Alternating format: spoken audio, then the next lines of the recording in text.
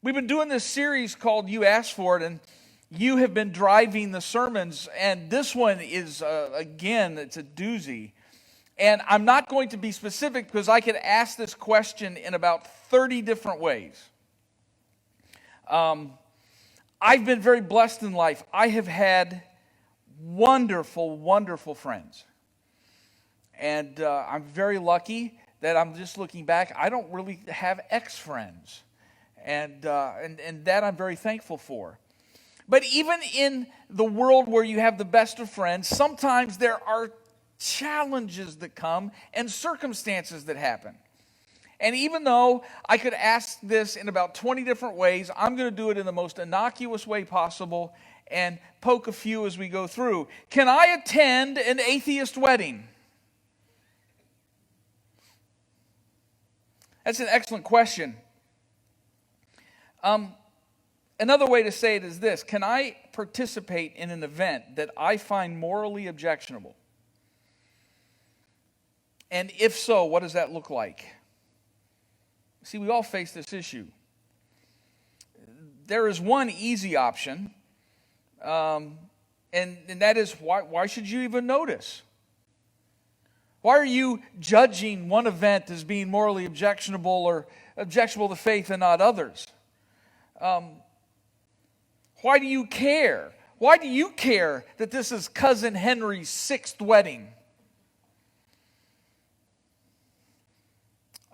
It's no different than his first. I'm not sure about that. There's a second easy option, and that's this. How dare you ask? I would never attend anything like this. I will always maintain my purity by staying at home. I'm going to sit on my couch and watch my morally pure nature show, and I'm going to have a morally pure dessert, and if that exists, and I'm going to sit here and be nice. I think this has happened too often as well. I suppose it's good I've made my stand and everybody's seen me make my stand, but I'm left with not a relationship with anybody in the group. So have I just done anything good? It seems that might be only a way to break the relationship. And if the relationship is gone, then what does it matter what stand we've made? And I'm serious about that. Maybe the Gospels can help us navigate these waters. See, I think our goal should not be the number of stands we take, but how effective we are in the lives of the people around us. I'm using the well-known story of John, not Matthew chapter 6, John chapter 8. I forgot to change the heading of the verse. John chapter 8, verses 2 through 11. At dawn he appeared in the temple courts where all the people gathered around him, and he sat down to teach them. The teachers of the law and the Pharisees brought in a woman caught in adultery. They made her stand before the group and said to Jesus, "Teacher, this woman was caught in the act of adultery. In the law, Moses commanded us to stone such women. What do you say?" See, they're using this question as a trap in order for having a basis for accusing him. But Jesus bent down and started to write on the ground with his finger. And when they kept on questioning them, he straightened up and said to them, "Let any one of you who is without sin be the first to throw a stone at her." And again he stooped down and wrote on the ground. At this, those who heard began to go away one at a time, the older ones first, until only Jesus was left with the woman still standing there. And Jesus straightened up and asked her, "Woman, where are they? Has no one condemned you?" "No one, sir," she said. "Then neither do I condemn you," Jesus declared. "Go now and leave your life of sin." One thing I think that's clear that Jesus did, and I think it's worthy of our emulation, is Jesus lived an engaged life. Here's what I mean by that. See, there were people in the first century who were very careful to live only around other holy people. And see, that got to be a problem, because if you want to live so holy that you're never stained by anybody else, pretty soon you're living in a cabin in Montana. And by the way, there's people that do that. And you can watch a show about them and about their little cabin and all the stuff, but that's not why we're here. Well, they lived out by the Dead Sea. They had these communities, and they would spend all their time copying Scripture, copying the Old Testament, and making some of their own writings as well. They're called Essenes. And they were viewed as strange. They didn't have connections with any other people. Someone that you know was part of that group. His name's John the Baptist. And what's interesting is early in the Gospel of John, we find Jesus following John the Baptist, at least for a while. There's another group of people who were also very concerned with the morals of larger society. They cared about more than just themselves. They wanted everybody to do it their way. They lived among the people, but how they navigated it is they came up with a list of rules, hundreds of them. And we give them a bad rap. This was because the people asked for it. Thou shalt remember the Sabbath day and keep it holy. Well, what does that mean? How do I do that? Here, let me help you. You can't take this many steps. You can't carry this much weight. Don't do this kind of work. You can do this, but not this. Oh, thank you. You've let me know exactly what I can and can't do. And life went forward. But after a while, you kind of lose track of the whys of the rule. And then pretty soon it just becomes the doing of the thing. It's a reminder of the young bride who was just married, and it was Thanksgiving, and it was her first opportunity to be the host. And she said, I want to invite your family to our house, and I will do the cooking, and I will do the preparation. And so the pressure's on. House had to look just right. Everything had to be just so. It had to be cleaned in just the perfect way. And it came time to cook the ham. She got the ham out. She put it on the counter. She sliced the end off here and the end off here and put it in the pan. And her husband says, what are you doing? Why are you cutting the ends off the ham? She looked at him, exasperated that he didn't know such an obvious thing. And she goes, well, everybody knows you have to cut the ends off the ham. And he goes, I don't know that. Why? Well, everybody knows. I can't believe you don't. And she put it in. Probably an hour before it's to come out, her mom got there as part of the family. And she went and said, Mom, would you tell my husband why you have to cut the ends off the ham before you cook it? And she goes, well, everybody knows that in order to cook a ham, you have to cut the ends off. And the new husband said, okay, but why? She rolled her eyes. Well, everybody knows. He sat back down. 10 minutes before dinner was to come, Grandma came to dinner, helped her up the stairs, got in the kitchen. The young bride says, Grandma, would you please tell my husband why you have to cut the ends off the ham before you cook it? She goes, you don't have to cut the ends off the ham, but my roasting pan was only so big and it would only fit if I cut the ends off. If you forget the original why, pretty soon stuff gets done and everybody forgets why. Pharisees were like that. But they wanted certain rules to be kept. They wanted greater society to be moral. They wanted society to live up to a certain standard. You know some of these people. Saul was one of these. And, oh, and by the way, and I'll give you the reasons, I can go for a while. Joseph and Mary, Jesus' parents, were both from Pharisee families. It's interesting that when we get to adulthood, Jesus is neither. He was with the Essenes for a while, saw them up close. He grew up in a Pharisee household, and he gets to adulthood, and he's really not part of either group. I think this is an important point. And how would we know that? Well, first thing is, one of the charges laid against Jesus is that he was frequently in the company with those people, sinners. He associated with all the wrong types. They didn't go live off by themselves. They might even have not kept all the rules. So this was this was not true in the majority sense of the charge, because we also know that Jesus was often in the company of religious leaders. In Luke chapter 7, a Pharisee named Simon invited Jesus over to his house. Jesus seemingly was the guest of supposed honor, but when he got there, all they were doing was quizzing him. I think they're trying to poke and prod and see if he was really someone worthy of respect and honor, trying to find the holes in his theology and his presentation. And in the middle of the meal, and in those days, if you were all invited guests, we would have tables set up in the middle here. But if we were in the first century, anybody in the community could come. They couldn't sit and eat, but they would maybe stand along the wall to listen to the conversation. Because everybody knows our conversation around the table is so scintillating, who wouldn't want to listen to it? And right in the middle of the meal, this woman steps out from the shadows. She breaks a whole lot of social rules at the time. First of all, she's a woman. She steps out, makes herself part of the proceedings. She's not an invited guest. And then she comes up and she touches Jesus, which was not done. She began to cry.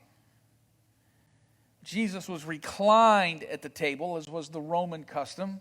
She stood at his feet. His feet were getting wet with her tears, so she lets her hair down. Social faux pas number 2. You kept your hair up. There was only one person you put your hair down for, and that was your husband. Wearing your hair down in greater culture was looked at as a sign of maybe promiscuity. And all of a sudden now this one of those women were now touching Jesus, and she's horrified that her tears, and so she lets down her hair and dries his feet. This did not escape the attention of Simon, the head Pharisee, and said, if you were really who you said you were, you would know who she is, and you wouldn't let her touch you like that. That was the basis of the charge. This is in some ways the same kind of thing that we have to do. We navigate life, and sometimes we run into situations, we run into people that pull us uncomfortably. Especially today. So Jesus accepted offers from so many different kind of people. He touched the lives of Pharisees and even sinners. There was a scene where Jesus was traveling with his disciples, and it was the middle of the day, and he sees a woman alone at the well in the middle of the day. If you're a woman, you would not go to a well in the middle of the day. There's no need for that. You would go in the early morning, you would go late in the evening when it's cool. This is a very hot climate. If you're going to the well at noon, you're going there because you want to avoid being seen. And Jesus notices and says, I'm going to go see what that's about. And he walks up and strikes up a conversation. And ends up offering her living water. An offer for her to change her life. There was the adulterous woman we just talked about. In John chapter 8, as we read the passage, Jesus is there. All of a sudden, he's teaching, and they throw this woman down at his feet. She was caught in the very act of adultery. What does Moses say for us to do to such women? Jesus turns the tables. He says, well, the law says, however, whoever one of you is without any guilt, without any sin, you're the one that can execute judgment. And I think even in that statement, Jesus is looking ahead to his own death on the cross. He will be the one without sin. They try to bring to Jesus children. And they're going, the people with them, get these children away. We have important things to do. They're just wasting our time. They're noisy. And Jesus says, no, the kingdom of heaven belongs to such as these. Don't get in their way. And I just talked about this woman at the dinner. Jesus found somehow this capacity to walk a middle ground. he got involved with every kind of life and found a way to be a voice, found a way to be a presence, found a way to be an influence in every kind of life. But what's interesting, at the end, he not only went to the woman at the well, but at the end he says, I offer you living water. At the dinner, he said, which would love me more, those who have sinned much or sinned little? And he looked at Simon and said, she's greeting me. The custom is to offer me water and wash my feet. You did none of that.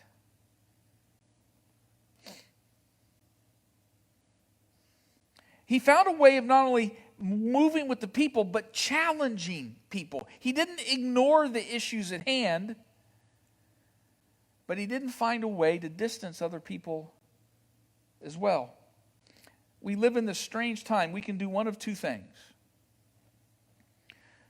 There are sometimes stands that are worth taking. And there are.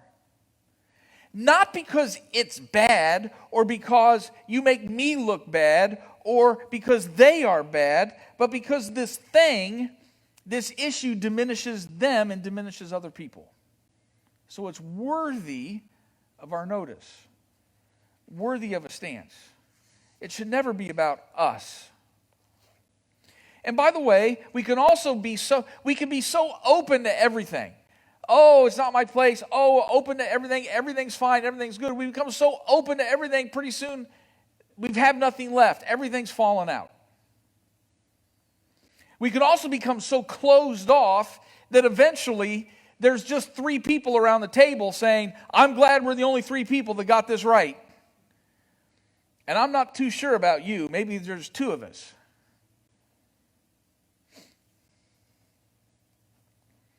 How do we navigate this ground? Now, let me be honest. A generation or so ago, we all knew what to do. And most of society agreed. Ozzy was the model father. Wally and the Beeve played with friends. And Sheriff Andy Taylor kept the law. Things were so orderly that his main deputy only had 1 bullet in case he needed to nip something in the bud. Now we live on the world where it seems like we're the fringe. Common sense is gone, and much of what we used to take for granted has been thrown overboard.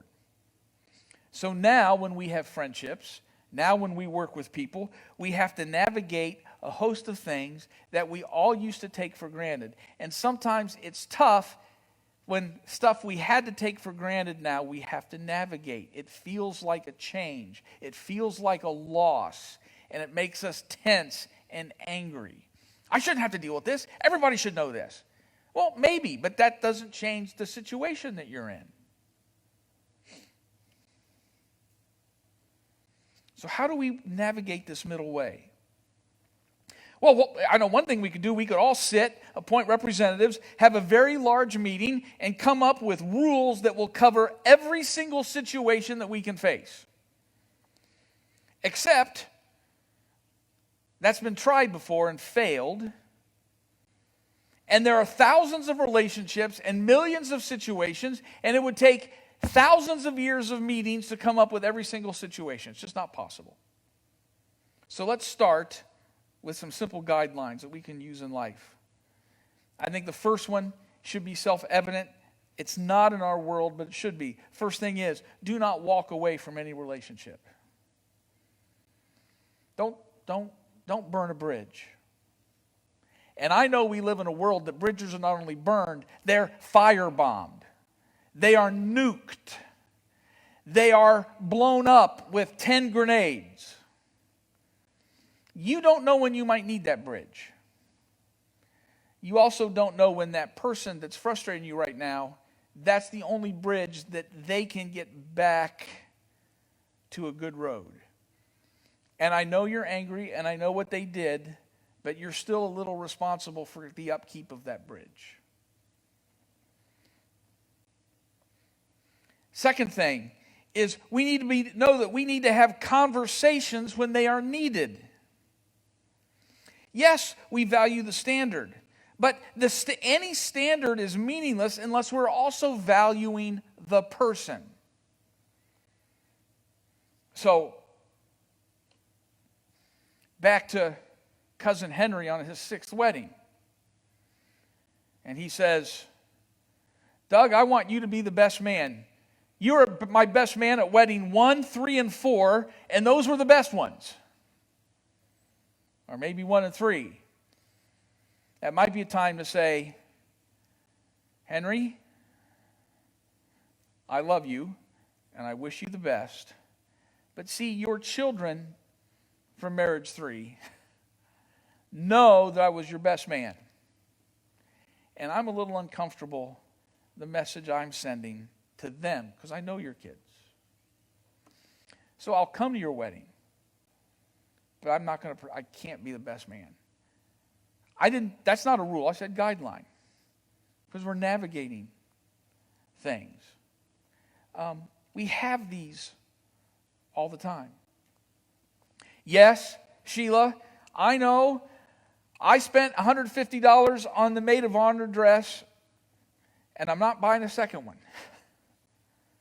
Maybe I'll come to your day. See, there should be something at stake. We need to remember that love covers a multitude of sins, and so we have to walk through life with people. Here's the thing with love. We have a whole culture right now, and we're going to do a sermon on this in January. We could do 5 sermons on this in January. The whole culture goes, oh, love is everything. It's all about love. But what is love? If we don't ground love in something very specific, then pretty soon, if God is not what we ground love in, then love becomes our God. And when love becomes a God, I give you culture today. You don't understand. I don't love my husband anymore. I love the new guy at work. What about the kids? They'll be fine. It's about love. We live in a culture now where love indulges everything the self wants to do. What every pursuit that I want to make, indulging that is somehow love. The biblical world has a different definition. Love is patient. Love is kind. Love is not self-seeking. Jesus said, if any man should come after me, let him deny himself and follow me. Love denies the self. If love isn't denying the self, love is not growing. It's being short-circuited. And it becomes avarice pretty quickly. What's at stake is not my tux for the 4th time with Cousin Henry. What's at stake is there's something more important than just me or you or the moral stand. It's what statement will I make. Will you come to my 4th wedding? Yes. Will you officiate my 4th wedding? No. I kind of have a 1 wedding policy. Unless someone dies, you know. This issue I had to walk through with one of my very good friends. I did his 1st wedding, and he asked me to do his 2nd wedding. And I said, no. I'll come. I'm not saying that's right or a rule to be everyone. That's how I'm navigating it with him. I know your kids. I know your kids. Your kids are friends of mine. I'm uncomfortable with the message I'm sending your kids. And I love you, but I'm more concerned with them. Sometimes there's things, Ryan and I were talking about this week. There might be something where you say, hey, would you come to and we're going to do it at the VFW hall. Okay, sure. Would you come and I want you to pray for it, so I want you to bless what's going on? No, I'm not, no. Nope. I'm going to sit in the background. Do not ask me to bring God's name into any of this. Nope. Well, I was going to give you free dinner. Don't care. Then you don't get free dinner. That's fine. I got hot dogs at home.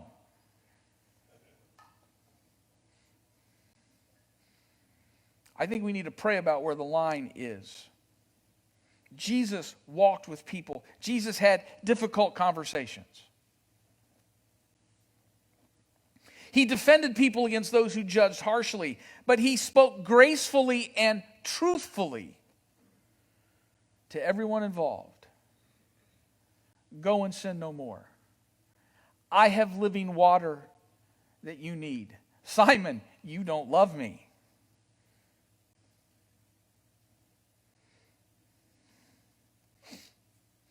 I was your best man at your first wedding, but I cannot be your best man at this one, but I will come to it. Yes, you have my phone number. Please call anytime. I will meet you anywhere. We can have any conversation, but I will not come to your divorce party and celebration.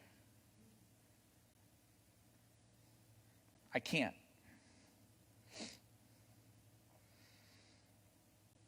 A child maybe that makes other decisions, and it's now Thanksgiving and they're coming home with their, I'm spraying to all fields here. I'm not trying to pick on anything. Someone comes, maybe it's your child, and coming with their live-in boyfriend or live-in girlfriend. Welcome. I want you to know you're welcome in our house. Son, you know where your bedroom is? I'll show your girlfriend to our guest room.